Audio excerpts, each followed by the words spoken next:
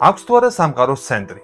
ამაზე, როდესაც დავფიქრებულ ვარ, სერიოზული კრიზისი დამწყებია გონების. როდესაც ვცდილობ წარმოვიდგინო, რამხელა ეს სამყარო.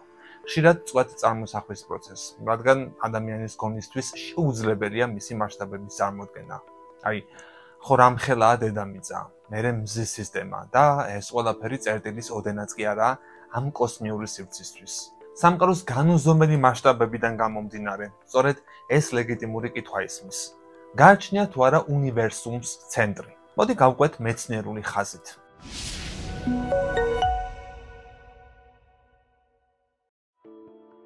დაახლოებით საუკუნის წინ მეცნიერები ცდილობდნენ შეეთანხმებინათ ის, რაც ერთი შეხედვით წინააღმდეგობაში იყო ალბერტ აინშტაინის ფარდობითობის ზოგად თეორიასთან. სხვადასხვა 1915 წლის 25 ნოემბერს, ზუსტად 110 წლის წინ, გამოქვეყნდა ამ დიდი ფიზიკოსის ეს ნაშრომი. აინშტაინის აზრით, სამყარო სტატიკური იყო, უცვლელი, უმოძრაო და დაურღვეველი. აინშტაინი თვლიდა, რომ დღეს სამყაროს ზომა და ფორმა მეტნაკლებად იმავე ზომის და ფორმის იყო, რაც მას ყოველთვის ჰქონდა. თუმცა ამ მოსაზრებას აბათილებდა ის, რომ როცა ასტრონომები ღამისაზე შორეულ galaktikებს მძლავრი ტელესკოპებით აგვირდებოდნენ, ხედავდნენ ნიშნებს, რომ სამყარო ამის გარდა კიდევ სხვა რაღაც იყო. ახალი დაკვირვებების საპირისპიროს მიუთითებდა, სამყარო ფართოვდებოდა. მეცნიერებმა მალე გაანალიზეს, რომ აინშტაინის თეორია სინამდვილეში სულაც არ გულისხმობდა, რომ სამყარო სტატიკური იყო. თეორია მხარს უჭერდა გაფართოებად სამყაროსაც. მართლაც, აინშტაინის თეორიის მიერ შემოთავაზებული მათემატიკური ხელსაწყოების გამოყენებით მეცნიერებმა შექმნეს ახალი მოდელები, რომლებიც აჩვენებდა, რომ სამყარო სინამდვილეში დინამიკური და განვითარებადი იყო. რომ დაფიქრდე კაცი, მუდმივად გაფართოებადი სამყაროს წარმოდგენა შეიძლება მართლა ძალიან რთული იყოს. თუნდაც ის, როგორ ხდება ეს პროცესი. ასევე ძნელია გაიაზრო, რომ ისეთ დიდ რამეს, როგორიც სამყაროა, ცენტრი არ ჰქონდეს. როგორც ამას ფიზიკა მიუთითებს. გაგების დონეზე გავიგე. სივრცე galaktikებს შორის. მოდი ახლა პირველ რიგში განვსაზღვროთ, რას ნიშნავს გაფართოება. დედამიწაზე გაფართოებადი ნიშნავს რაღაცას, რომელიც დიდდება. გარკვეულწილად ასეა სამყაროს შემთხვევაშიც. გაფართოება შეიძლება ასევე ნიშნავდეს იმას, რომ ყველაფერი ფშორდება, რაც ასევე სიმართლეა სამყაროს შემთხვევაში.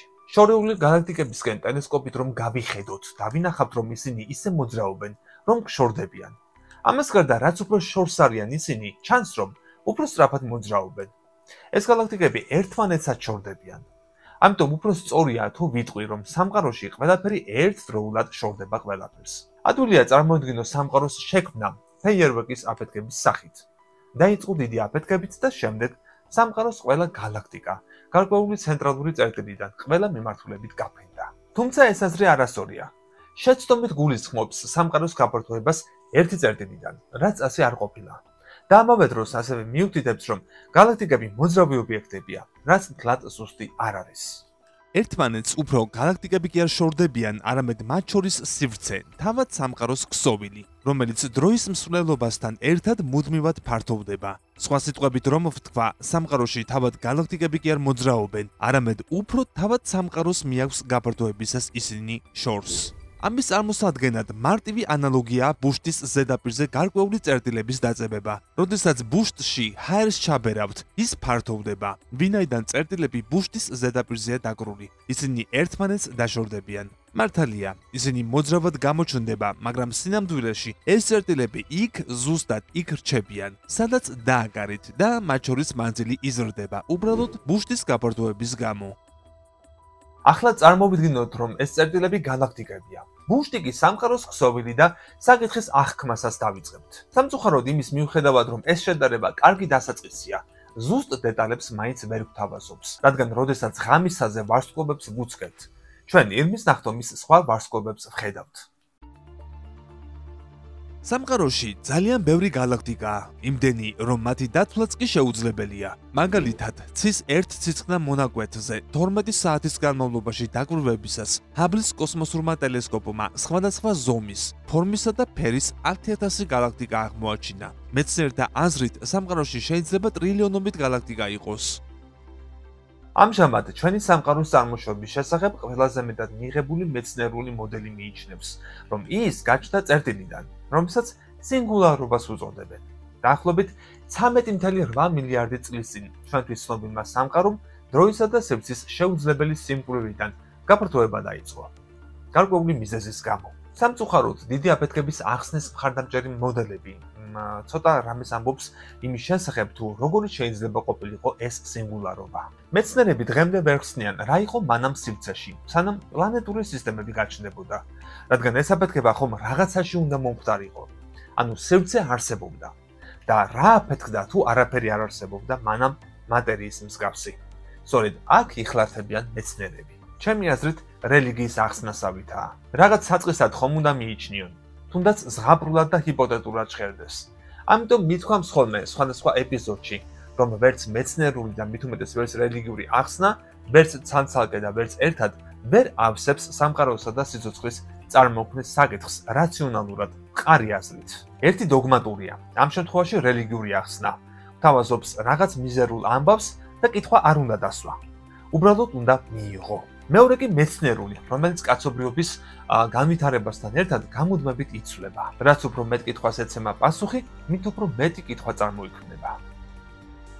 ასეთი გახლავთ გამორჩეული მეტაფიზიკური იდეები, რომლებსაც მეცნიერების ფილოსოფოსები ფართოდ იკვლევენ, განსაკუთრებით კვანტური გრავიტაციის კონტექსტში, სადაც როგორც ჩანს, ჩვეულებრივი მიზეზი და შედეგი მოშლილია. ჩვენი ცოდნის საზღვრებში ფიზიკისა და ფილოსოფიის ერთმანეთისგან გარჩევა რთულია.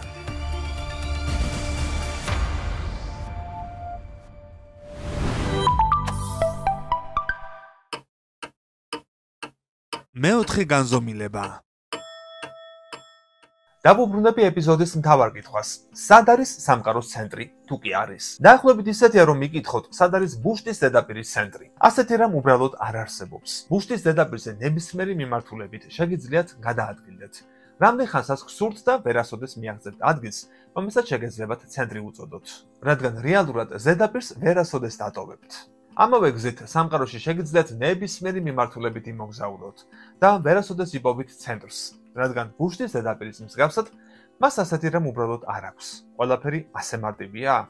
ამის აღქმა ნაწილობრივ იმიტომ შეიძლება იყოს რთული, რომ სამყარო მათემატიკის ენაზე აღიწერება. ბუშტის ზედაპირს 2 განზომილება აქვს და ინტერიერს 3, მაგრამ სამყარო 4 განზომილებიანია, რადგან საქმე მხოლოდ იმაში კი არ არის, თუ როგორ მოძრაობენ საგნები სივრცეში, არამედ იმაშიც, თუ როგორ მოძრაობენ ისინი დროში. ჩვენი ტვინი ისეა დაპროგრამებული, რომ სივრცესა და დროს ცალ-ცალკე აღიქვამს. თუმცა სამყაროში ისინი ერთ ქსოვილშია გადაჯაჭვული, რასაც სივრცე დროს უწოდებენ. ასეთი გაერთიანება ცვლის სამყაროს მუშაობის წესს, ჩვენი ინტუიციის მონოდინებთან მიმართებაში. ეს ახსნა საერთოდ ვერ პასუხობს კითხვას იმის შესახებ, როგორ შეიძლება რაღაც უსასრულოდ ფართოვდებოდეს. მეცნიერები ჯერ კიდევ ცდილობენ გაარკვიონ, რა განაპირობებს ამ გაფართოებას. ასე რომ, სამყაროს ცენტრის შესახებ კითხვის დასმისას ვაწყდებით ჩვენი ინტუიციის საზღვრებს. პასუხი, რომელიც ვიპოვეთ, ყველაფერი ერთდროულად, ყველგან ფართოვდება. იმის მხოლოდ მცირედი ნაწილია, თუ რამდენად უცნაური და ლამაზია ჩვენი სამყარო. იყო დრო და არც ისე დიდი ხნის წინ, რომ ადამიანები სამყაროს ცენტრად დედამიწას მიიჩნევდნენ. ახლაც არსებობენ ასეთი ადამიანები, რომლებიც უსაფუძვლოდ ამტკიცებენ, რომ დედამიწა ბრტყელია, კოსმოსი ილუზიაა და ასე შემდეგ. ჯერჯერობით თეორიული იდეები და დაკვირვებები, როგორიცაა კოსმოსური მიკროტალღური ფონის გამოსხივება, დიდი აფეთქების შემდგომი შუქი, მიუთითებს საოცრად ბრტყელ სამყაროზე. მაგრამ კოსმოლოგები ჯერ კიდევ არ არიან დარწმუნებული, სამყარო მართლაც ბრტყელია თუ გამრუდება იმდენად ფართოა, რომ სამყარო უბრალოდ ბრტყელი გვეჩვენება. ისევე როგორც დედამიწა გამოიყურება ბრტყელი, მის ზედაპირზე დგომისას. ის, რომ სამყაროს არ აქვს ცენტრი და შესაბამისად არ აქვს ზღვარი, შეესაბამება კოსმოლოგიურ პრინციპს, რომ სამყაროში არც ერთი ადგილი არ არის გამორჩეული. დაკვირვებები თუ როგორ არის განაწილებული გალაქტიკათგროვები და კოსმოსური მიკროტალღური ფონი, გვიჩვენებს კოსმოსს, რომელიც თუკი საკმარისად გაადიდებთ, ყველგან ერთნაირად გამოიყურება. სამყარომ ბევრი ცენტრი იცის. სამყაროსთვის ცენტრები უცხო არაა.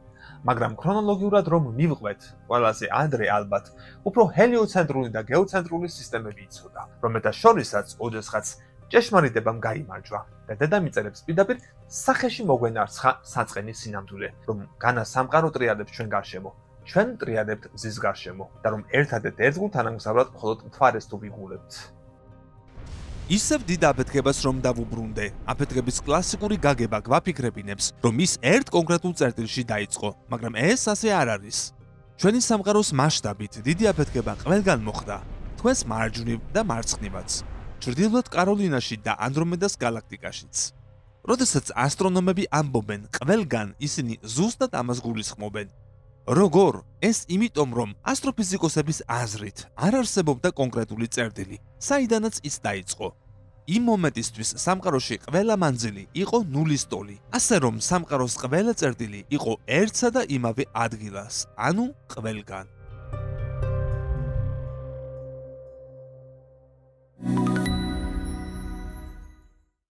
ხილული სამყარო დაახლოებით 94 მილიარდი სინათლის წლის მანძილზეა გადაჭიმული. ეს არის ყველაფერი, რასაც ვხედავთ. იმას, რასაც ჩვენ ვხედავთ, კოსმოლოგების მიერ განსაზღვრული ორი ძალიან მნიშვნელოვანი თვისება აქვს. ის არის იზოტროპული და ერთგვაროვანი. იზოტროპული ნიშნავს, რომ ის ერთნაირად გამოიყურება ნებისმიერ მიმართულებაში, რომელსაც უყურებთ, და ერთგვაროვანი ნიშნავს, რომ უდიდესი მასშტაბებით ყველგან ერთნაირია. ეს ფაქტები ცოტას გვეუბნება მთლიანი სამყაროს შესახებ, რომელიც გაცილებით დიდია, ვიდრე ხილული ნაწილი. ჩვენ ჯერ არ ვიცით, რამდენად დიდია ან როგორია მთელი სამყარო.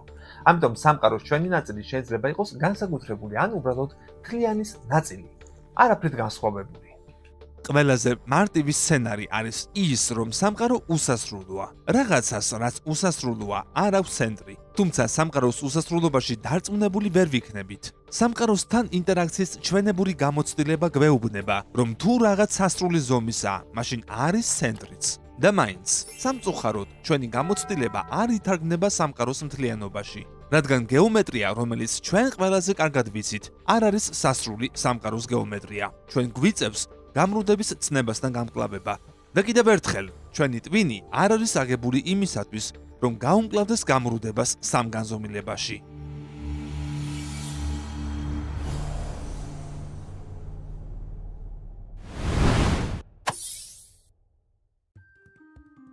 სამყაროს 4 ძლიერი ძალა რა აკაბებს პლანეტებს დედამიწას უწონადო სივრცეში.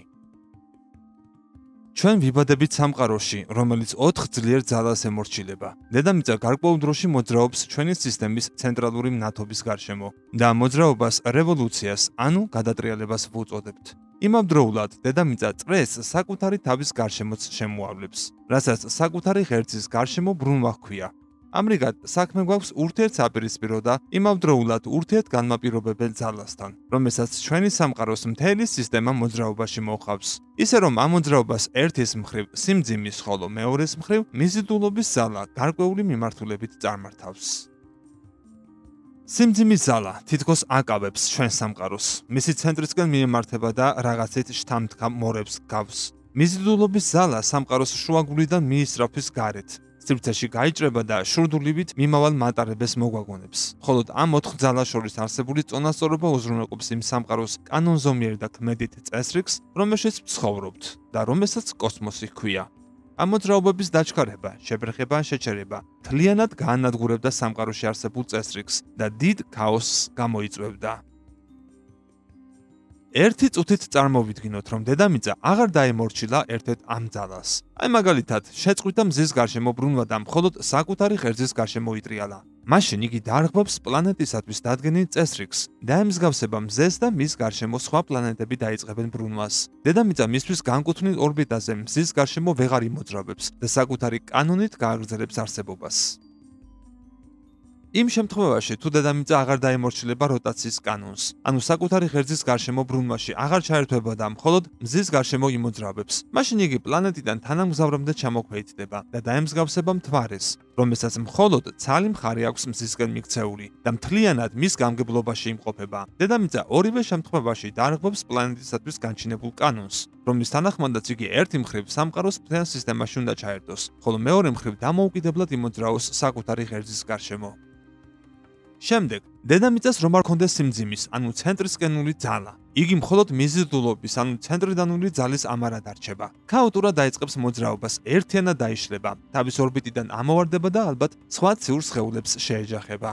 და ბოლოს, თუ სიმძიმის ძალას არ დაუპირისპირდება ცენტრიდანული, ანუ მიზიდულობის ძალა, ეს ან დედამიწის სრულ გაქვავებას გამოიწვევს, ან და იგი სხვა ძალების გავლენით საკუთარი ორბიტიდან ისე ამოვარდება, რომ მათ ვერავითარ სხვა ძალას ვერ დაუპირისპირებს.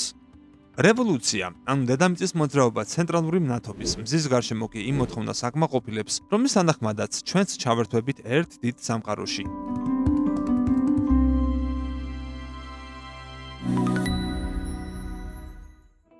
საბოლოოდ ეს ყველაფერი იქამდე დადის, რომ სამყაროს არ აქვს ცენტრი. ისტორიის განმავლობაში ადამიანები არასწორად ფიქრობდნენ, რომ სამყაროს ცენტრს დედამიწა, მზის სისტემა ან ირმის ნახტომი წარმოადგენდა. თუმცა რამდენად გამორჩეულებიც უნდა გვეგონოს თავი, სამყარო ჯერჯერობით საპირისპიროს გვიმტკიცებს. ახსნა ძალიან რთულია.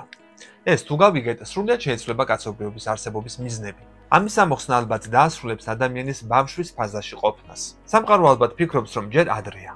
ჯერ კიდევ უნდა გავიზარდოთ. იმისათვის, რათა ჩვენმა ცნობიერებამ შეძლოს მისი საიდუმლოებების გაგება და ატანა. ამისათვის კი ალბათ პირველ რიგში ადამიანი თვითგანადგურების რეჟიმიდან უნდა გამოვიდეს და სრულად ორიენტირდეს განვითარებაზე. ამაზეც არაერთხელ მისაუბრია. ამ პლანეტიდან გონიერი სიცოცხლის სამყაროს სხვა სისტემებში გავრცელების მიმართულებით. კაცობრიობა უკვე მივიდა განვითარების იმ დონეზე, რომ შეუძლია სახეობების შეცვლა და შექმნა. იმედი მაქვს, გასაგებიანი დაახსენი ეს საკითხი. ჯილდოდ კი გამოიწერე არხი, გამოხატე შენი მხარდაჭერა პროექტისადმი. თუ მოიწონებ და სხვებსაც გაუზიარებ, ხომ საერთოდ გამახარებ. აბა, დროებით.